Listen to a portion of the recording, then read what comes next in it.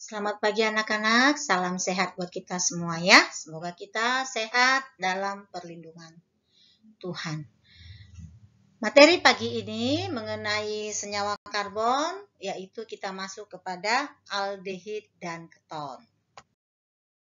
Adapun kompetensi dasarnya sama dengan yang kemarin, yaitu KD 39 menganalisis struktur, tata nama, sifat, sintesis, dan kegunaan senyawa karbon. Yang pertama, pengertian.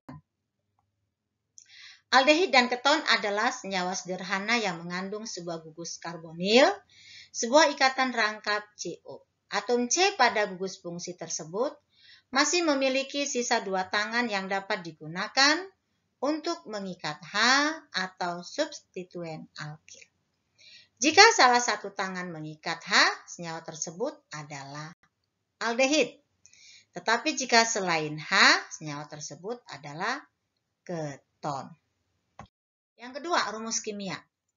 Aldehid dan keton memiliki rumus molekul yang sama. Didapat dari rumus umum CnH2nO.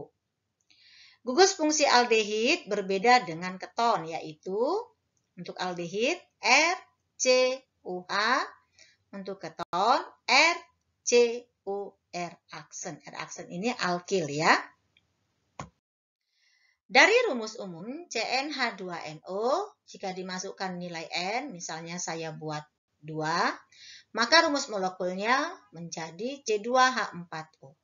Jika dimasukkan N-nya 3, maka rumusnya C3H6O. Demikian selanjutnya. Tata nama aldehid, yaitu berdasarkan nama IUPAC sebagai berikut. A. Rantai pokok adalah rantai terpanjang yang mengandung gugus fungsi. B. Nama aldehid sesuai nama rantai pokok diberi nama akhiran al. C. Penomoran nama dimulai dengan nama cabang-cabang yang disusun menurut abjad, kemudian nama rantai pokok. D. Posisi gugus fungsi tidak perlu disebutkan karena selalu pada atom C nomor 1. Nah, di sini diberikan contoh, sudah kita lihat. Kemudian cari rantai induk, rantai yang paling panjang. Nih Ibu tandain ya. Ini namanya rantai induk. Kemudian diberi nomor dari nomor terkecil rantai induk. Saya buat dari sini. 1, 2, 3,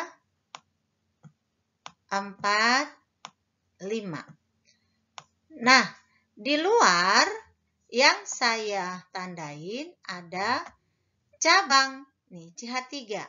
Namanya metil. Terdapat pada nomor 3. Maka 3 metil. Nih. Rantai induknya ada 5.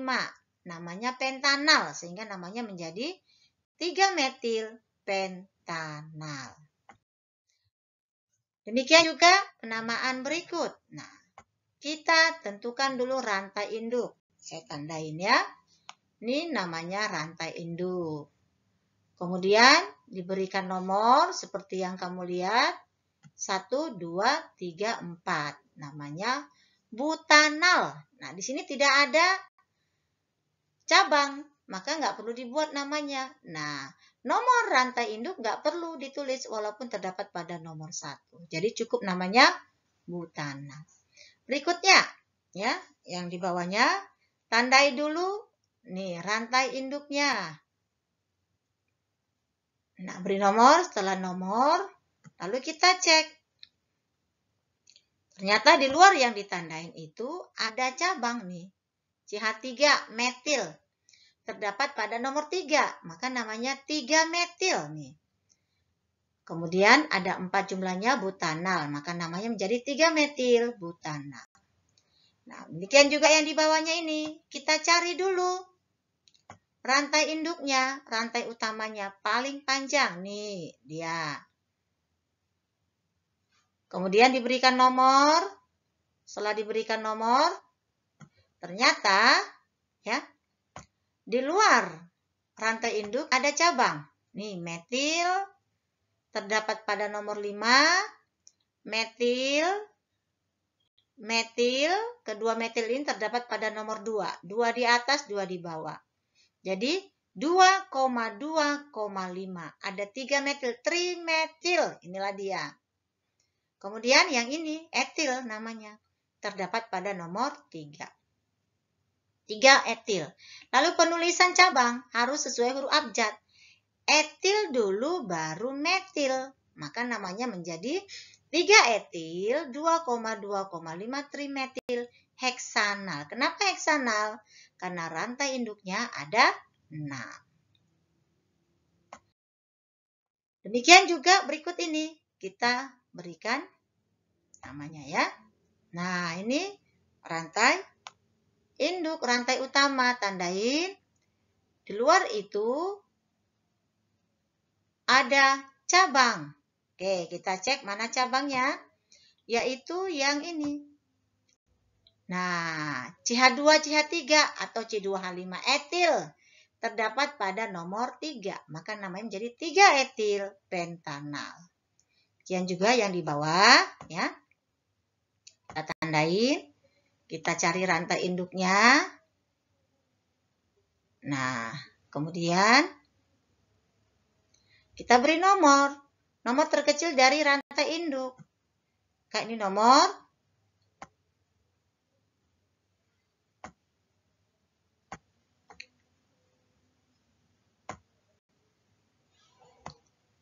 Ini nomor 1. Kemudian nomor 2.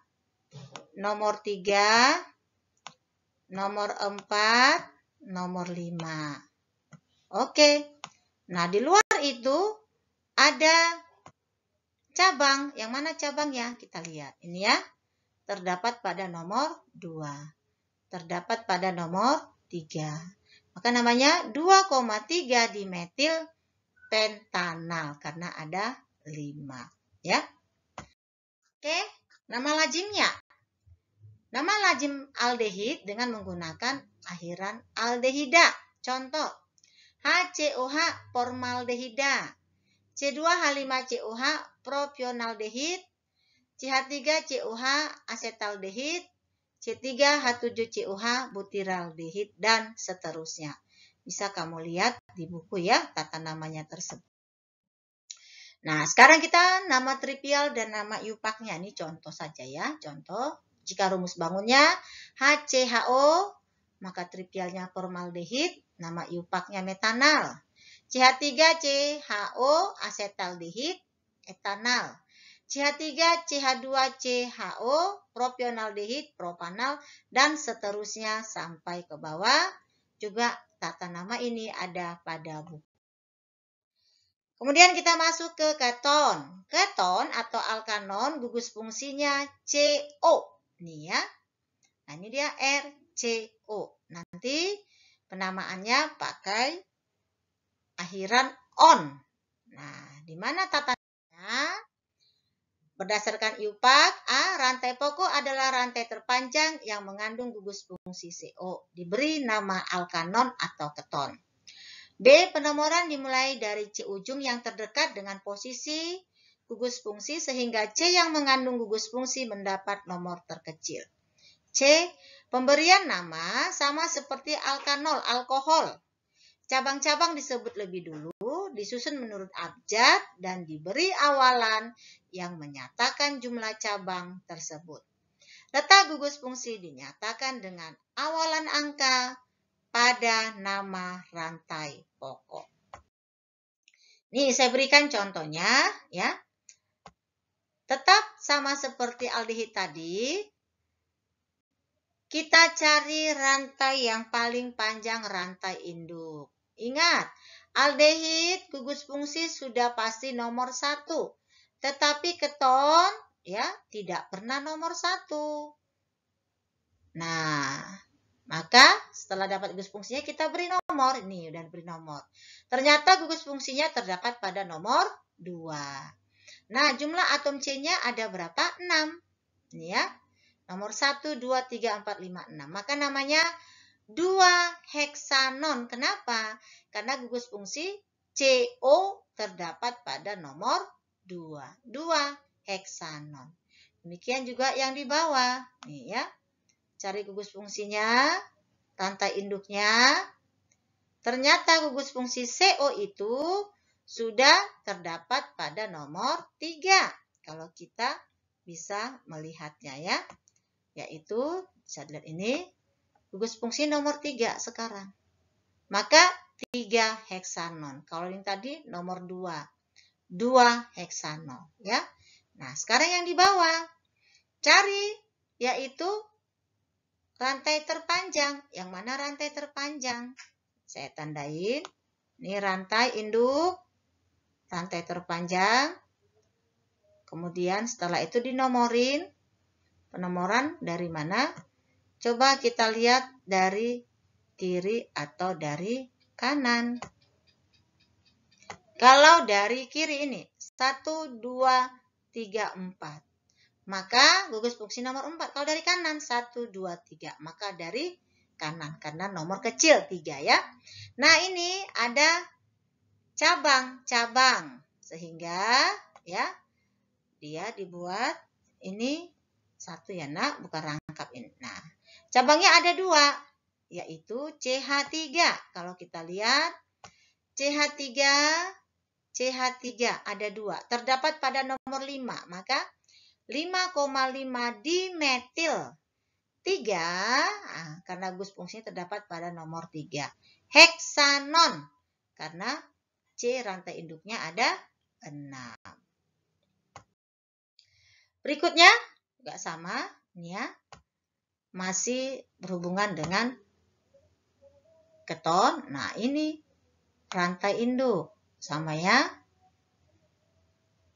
Oke. Ini juga buat nih. Ini rantai induk. Bedakan yang di bawah ya. Nah, sekarang penomorannya kita cek. Sudah dinomori. Kalau yang dari atas, dari kiri.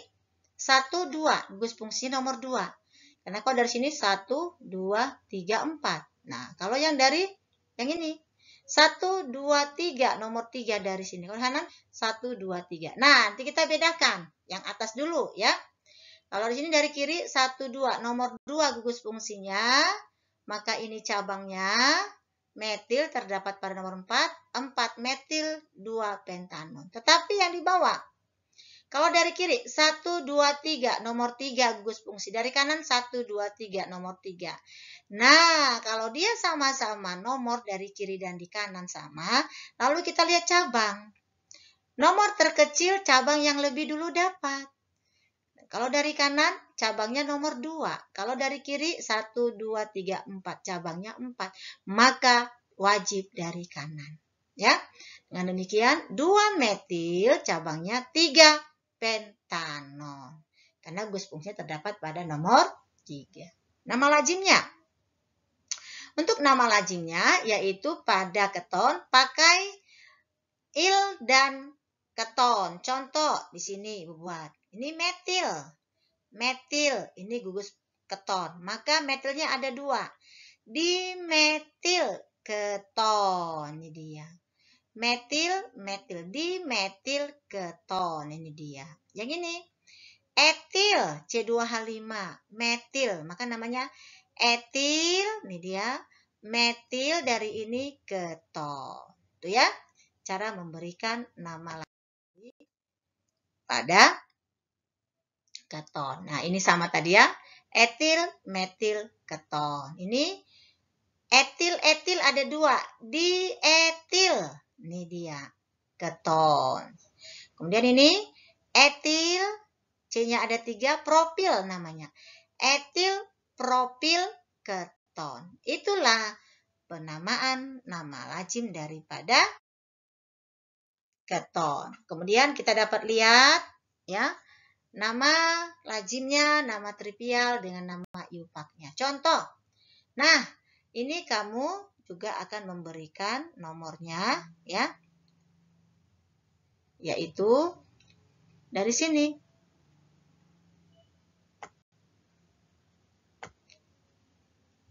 Ini nomor. Mana nomornya? Kita kasih ya. Nih, penomoran dulu. Penomoran dari mana? Kiri kanan. Oke, ini 1, 2, 3. Maka namanya menjadi nomor 2 ini gugus fungsinya. Sehingga menjadi ya 2-propanon. Nama lazimnya kalau kita lihat di situ ya. Ini tadi 2-propanon, namanya yang ini metil. Ya, ada 2 dimetil keton ini dia. Yang ini penomorannya 1 2 3, nomor 3 ini. Ya. Jadi 3 pentanon karena ada 5. 1 2 3 4 5. 3 pentanon. Lalu nama lazimnya ini etil, ini etil. Dietil keton. Yang ini 1 2. 2 pentanon karena ada 5 ya. Ini nomor 2. 1 2. 2 pentanon. Namanya metil propil keton. Ini dia ya. Metil propil keton dan seterusnya. Kamu bisa memberikan namanya berdasarkan nama iupac dan nama lazim atau trivialnya. Dari sini. Isomer C5H10 untuk keton ada 3. Isomer C5H10O untuk aldehid ada 4. Kemudian kita kepada isomer fungsi. Kenapa? Karena isomer fungsi syaratnya mempunyai rumus sama. Sementara aldehid dan keton rumus umumnya sama. CnH2nO. Ya. Nah, kita lihat di sini gugus fungsinya nanti dibedakan. Kita bentuk aja tadi. Ya. Ini untuk aldehid yang tadi ada 4, kebetulan sini cuma ada 3 ya, tambah 1 lagi. Ini ada 3. Artinya bentuk dulu gugus aldehid, setelah mentok di gugus aldehid baru bentuk di gugus keton. Nah, inilah gugus fungsi daripada aldehid dan keton. Jadi isomernya nanti kelihatan gugus fungsi aldehid, ini kelihatan gugus fungsi daripada keton. Jadi isomer fungsi antara aldehid dan keton, alkanal dan alkanon, yaitu nih kita dapat lihat contoh untuk N3C3H6O. Nah, kita lihat di sini ya. Ini untuk aldehidnya CH3 namanya propanal. Nah, ini untuk ketonnya namanya 2-propanon atau dimetil keton. Untuk C4H8 bentuk dulu aldehidnya, kemudian bentuklah ketonnya. Ini dia, ya. Kemudian C5H10O bentuk aldehidnya, bentuk ketonnya. Itulah yang disebut dengan isomer fungsi. Kita masuk pembuatan aldehid alkanal. Aldehid dibuat dari oksidasi alkohol primer. Oksidator yang digunakan adalah KMNO4 atau K2CrO7 pada suasana asam. Nih contoh ya. 1-propanol, ini kan penomorannya dari sini ya. Kalau kita lihat nomorannya dari sini. 1, kenapa ada 1-propanol? Itu kan gugus fungsi dari alkohol. OH ini gugus fungsi dari alkohol. 1-propanol dioksidasi, maka akan berubah menjadi aldehid. Nah, ini akan hilang, ini akan membentuk H2O. Ini ya. Maka ini ada hanya di sini. Hanya dari sini akan bergabung kemari. Terbentuklah, kalau kita lihat di situ, terbentuklah di sini H2O. Maka ini menjadi CO-nya berubah menjadi COH. Karena H2 dari sini membentuk H2O. Dan ini gugus fungsi alkohol OH berubah menjadi gugus fungsi COH. Jadi 1-propanol berubah menjadi propanal. Yang kedua, dalam industri besar-besaran, alkanal dibuat dari uap alkohol dan udara dengan katalisator tembaga atau perak. Nih ya. Buat alkohol, katalisnya tetap ini O. Ini akan membentuk H2O. Nih. Kemudian CH3-nya ini masuk membentuk aldehid. Maka etanol berubah menjadi metanal. Sifat fisika aldehid atau alkanal. Pada temperatur biasa, metanal merupakan gas yang berbau tidak enak, menyesakan dan menyakitkan apabila terhirup. Suku-suku lainnya merupakan cairan.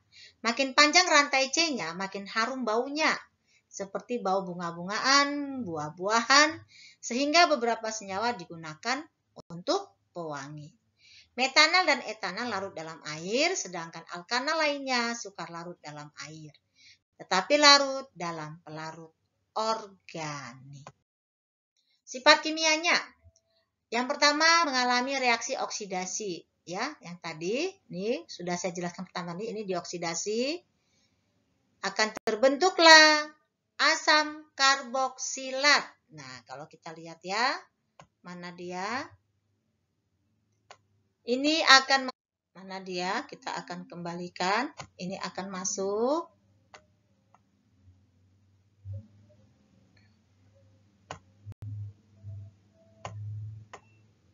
Ini akan bereaksi, terbentuklah dia COH. Ini tadi kan ini CH. Nih, tadi kan awalnya.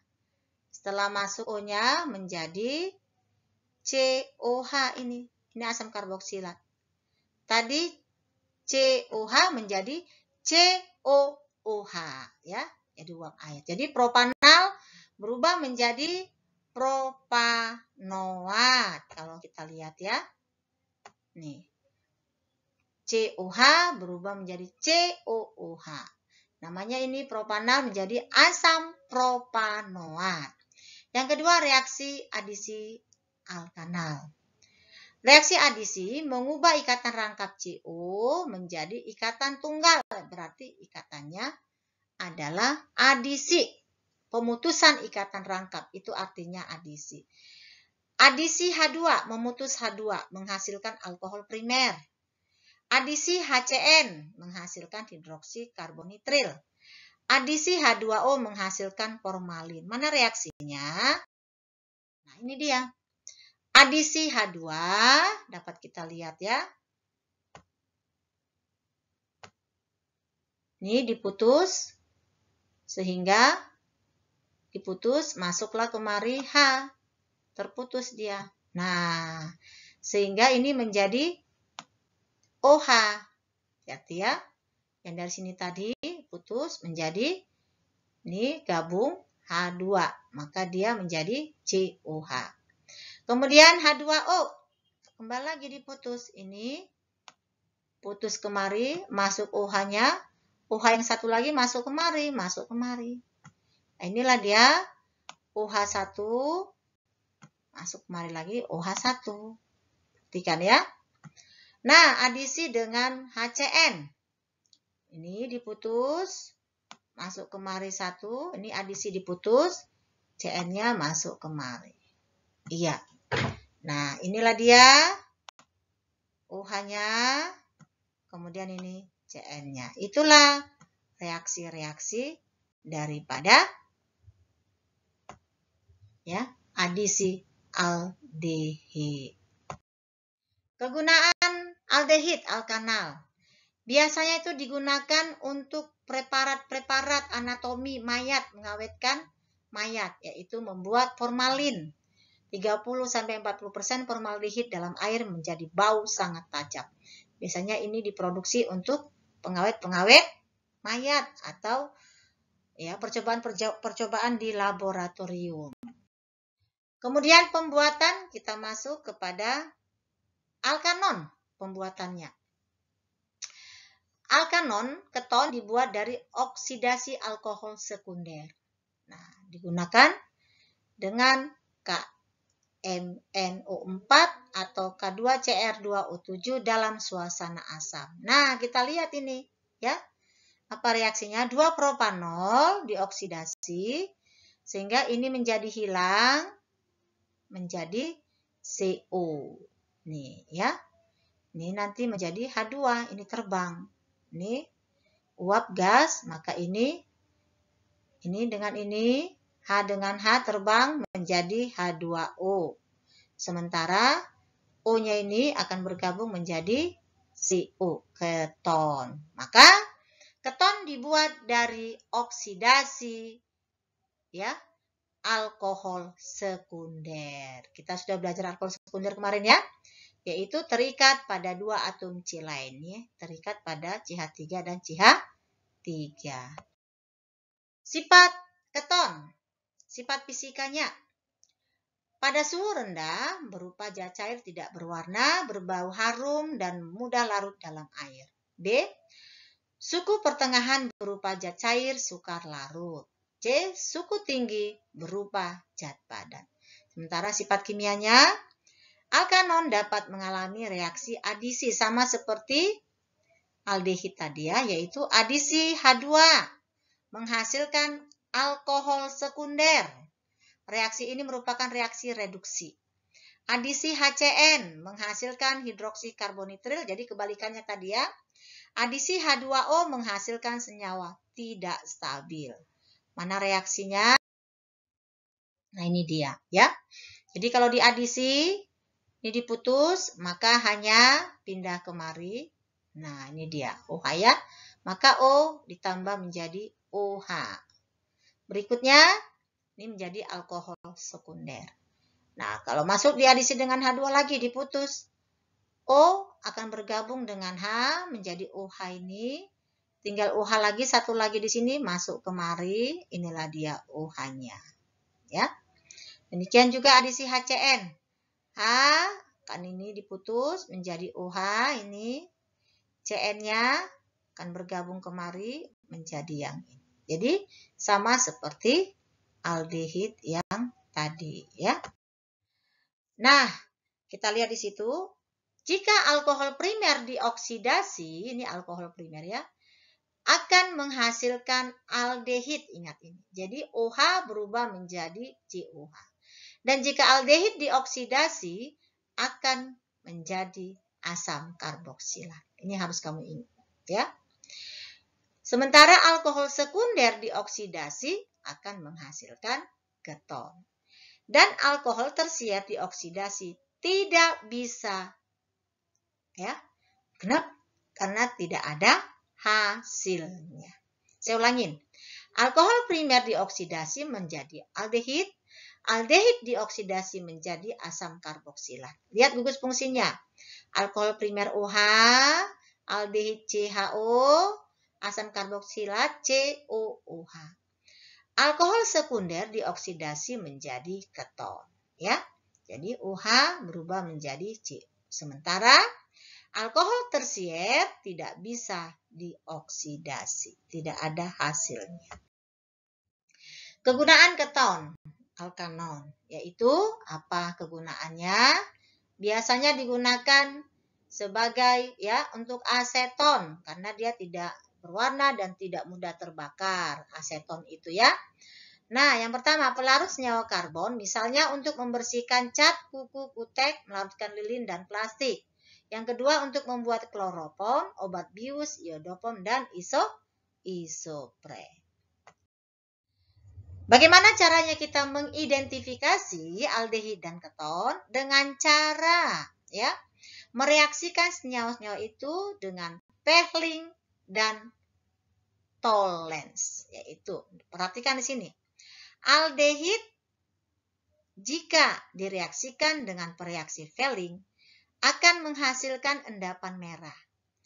Aldehid direaksikan dengan Tollens menghasilkan cermin perak. Tetapi keton direaksikan dengan Fehling dan Tollens tidak bereaksi. Ini bedanya ya. Jadi itu yang harus kamu. Ini dia. Jadi jikalau aldehid, ini rumus aldehid direaksikan dengan Fehling, hasilnya menjadi ya merah bata, ini dia. Mana merah batanya Cu2O?